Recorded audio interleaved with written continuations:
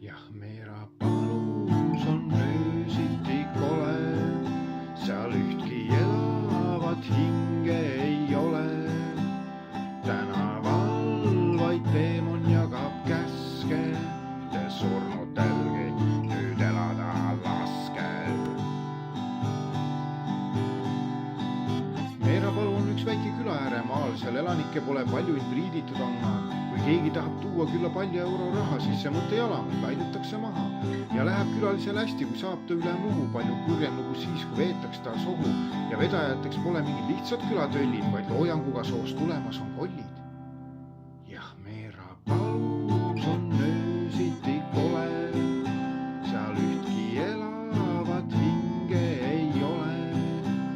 Tänaval vaid teemon jagab käske, te surnutelgi nüüd elada laske.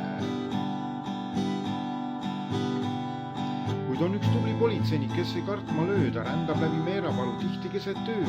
Probleemi lahendades ta ei tõstagi ära, vaid üritab ta seal sulgeda kõiki põrgu väravaid ja omale ta leiab abiks pedofilist preestri, kes oma mineviku eest on pakku tulnud Eesti ja lunastuse leiabki see preester lõpuks siit, kui põrgu väravale ette lükatud saab riiv. Jah, Meera palus on öösiti kole, seal ühtki elavat hinge ei ole. Tänaval vaid teemon jagab käske, te surnutelgi nüüd elada laske. Jah, Meera palus on öösiti kole, seal ühtki elavat hinge ei ole.